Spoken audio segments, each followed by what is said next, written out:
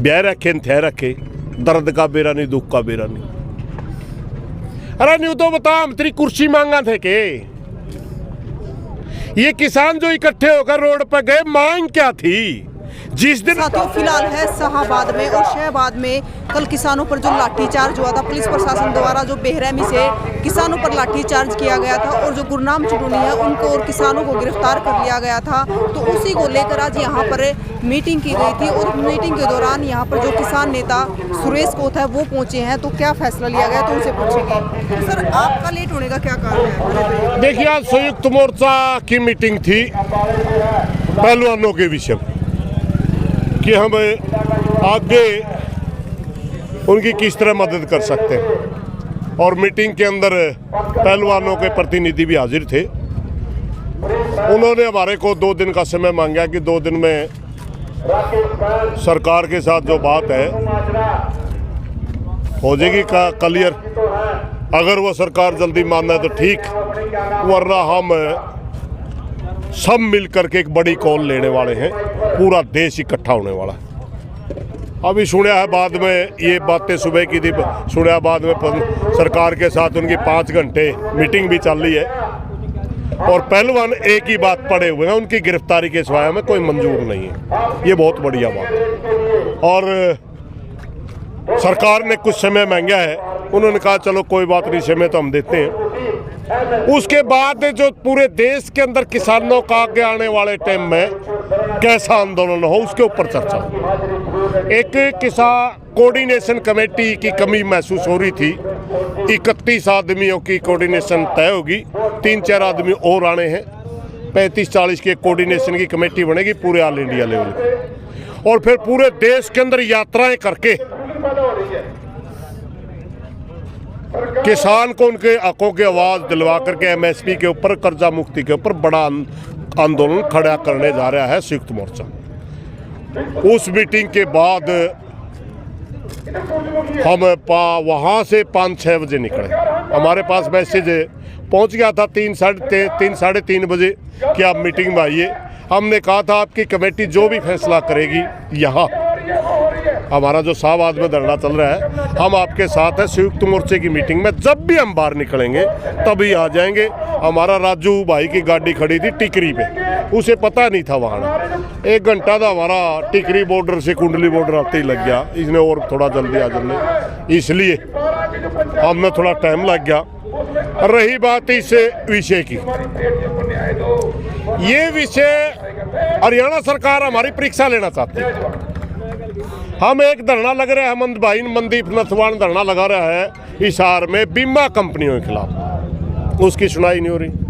इसी सूरजमुखी के ऊपर अम्बाड़ा वाले साथी बैठे, यहाँ से 15 किलोमीटर मोड़ा मंडी, उनकी सुनाई नहीं हो रही। इसी सूरजमुखी की खरीद में शाहबाद पे किसान इकट्ठे होकर सड़क पर गए, इनकी सुनाई नहीं हो रही। यानी सरकार मजबूर कर रही है किसानों को कि किसान दोबारा इकट्ठे होकर के इनके ट्रैप में फंसे। हम चाहते थे कि हम दिल्ली के खिलाफ बड़ा आंदोलन खड़ा करें, मगर खट्टर सरकार थोड़ा सा हमारे को यूं देख रही कि ये उसी तरह के है क्या।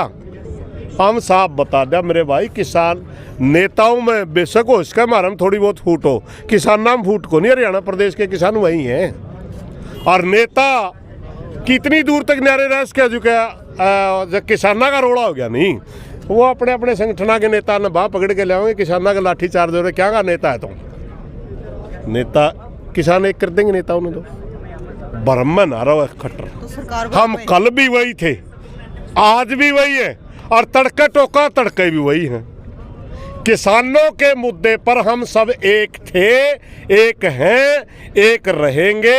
किसानों को हाथ लाने की गलती ना करे खट्टर, इनको जल्दी छोड़े कि जो किसान गिरफ्तार कर रखे वो भाई आए और अपना आंदोलन को संभाले। हमारी यही सोच है।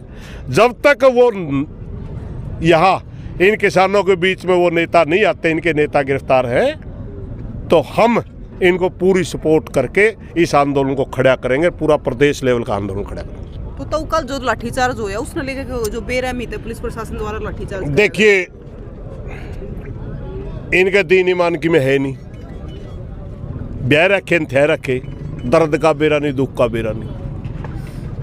अरे न्यू तो बता, हम तेरी कुर्सी मांगा थे के? ये किसान जो इकट्ठे होकर रोड पर गए, मांग क्या थी? जिस दिन एमएसपी घोषित करी, मोदी का ऑर्डर फोटो आए, अपनी बढ़ाई करी, हमने सूरजमुखी का इतना भाव बढ़ा दिया, खरीदने के टाइम किसानों को लाठियां मार रहा है।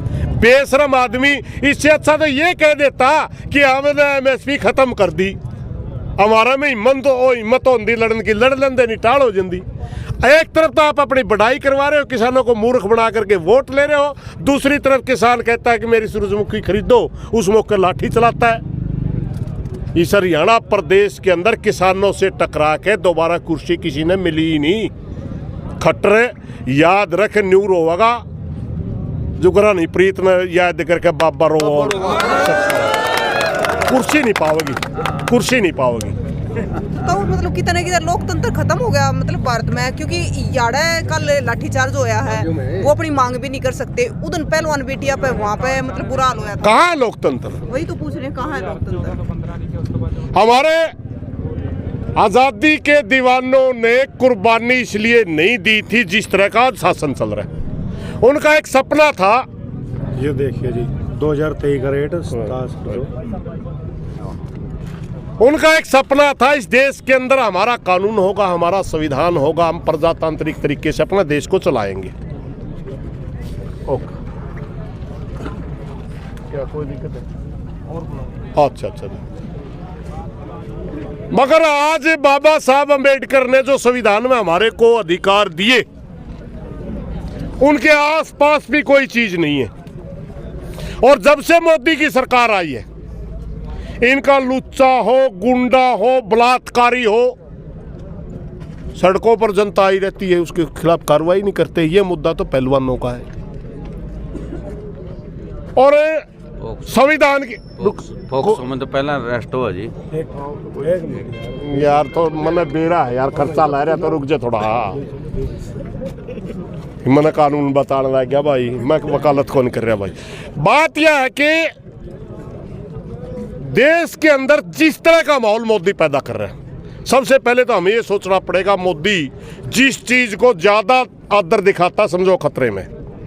इसने जब सांसद बन के आ, संसद के सामने माथा टेका, वह संसद खत्म कर दी, दूसरी बना ली।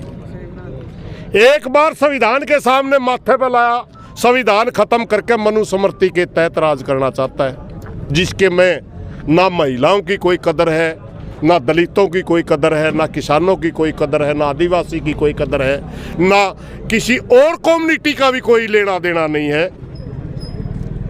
इस देश के अंदर एक तरह का फासिस्टवाद के तहत फासिज्म थोपना चाह रहे हैं। कहते हैं इसको हिंदू राष्ट्र बनाएंगे। मैं पूछूं भाई बात आपके माध्यम से, मोदी ने 25 करोड़ लोग वो हैं जो आपके हिंदुत्व पे तबार हैं और को दूसरे धर्मों के लोग हैं। उनकी मारेगा, देश तक काट देगा या दूसरे दर्जे का नागरिक बनाओगा? पहले यह तो बता दे क्या करना चाहे। फिर कम से कम 60% वो हिंदू है इस देश में जो तेरी विचारधारा में विश्वास नहीं रखते। हिंदू हूं मैं भी, मगर मैंने ना कदे सावरकर की गुलामी स्वीकार करी, ना आज कर दे और ना कल करने वाले, क्योंकि हमें सर छोटू राम की विचारधारा पर चलने वाले आदमी हैं, जिनने सबसे पहले यही कहा था कि अंग्रेजों से भी बड़ा अगर तेरा कोई दुश्मन है अपने भाईचारे को बताते हुए, तो वो है मंडी और फंडी, जो हमारे को धर्म के नाम पर मूर्ख बना करके जातियों में बांट करके हमारी ताकत को कमजोर करना चाहता है। वो तो हमारा सबसे बड़ा दुश्मन है। हम तेरी विचारधारा को मानने वाले नहीं है। मात्र 1.5-2% लोग इस देश को मूर्ख बना करके, इस देश को जाति और धर्म में बांट करके कितने दिन शासन करना चाहते हैं। काठ की हांडी बार बार नहीं चढ़िया कर दी, तेरा टेम हो लिया, आराम से रवे थोड़ा हा, नहीं तो भाई साहब सबका होया है। इस देश के अंदर एक ज़माना वो भी था जब कांग्रेस तानाशाही पे उतरिया कर दी, उनके दिन नहीं रहे तो तेरे भी नहीं रहने। तो 12 तारीख को जो पीपली आंदोलन होगा उसके बारे में क्या कहना है? 12 तारीख को बड़ी ताकत में आएंगे। हमने तो कह दिया जो कमेटी फैसला करेगी, हम नॉन कंडीशन इनके साथ हैं। सिर पे कफन बांध के आवांगे, अपने किसानों की मदद में आवांगे और 100% अपनी मांग मनवा के घर जावांगे। इतने जानते भी नहीं। 12 तारीख को पूरा 12 तारीख में हमने तो 30-32 साल हो गए शन्नास वर्गी जिंदगी जी रहे हैं। देखो अड़े खट्टर कितना टाइम लुआवा है। ये जरूरी नहीं है कि एक रोड पर तो 5-4 हज़ार पुलिस वाले खड़े कर देगा। इस हरियाणा प्रदेश में बहुत सी रेलवे लाइन भी हैं, इस हरियाणा प्रदेश में बहुत से रोड भी हैं, इस हरियाणा प्रदेश में बहुत से मंत्री एमएलए की कोठी भी हैं, इस हरियाणा प्रदेश में बहुत से प्रशासनिक भवन भी हैं। जब हमारे चाबी को महीने अड़ता है सबके ताले ला देंगे गणेश। किसान यूनियन जिंदाबाद, किसान यूनियन जिंदाबाद, राष्ट्रीय किसान यूनियन जिंदाबाद, गुरनाम सिंह चढ़ोनी जिंदाबाद, गुरनाम सिंह चढ़ोनी जिंदाबाद। आपको भी बताना है कि हमारे देश में प्रजातंत्र चल रहा है या राजतंत्र है, तो इस राजतंत्र या प्रजातंत्र की लड़ाई में कौन जीतने वाला है देखते हैं। आप भी कमेंट बॉक्स में बताइए, तस्वीरों को ज़्यादा से ज़्यादा शेयर करें।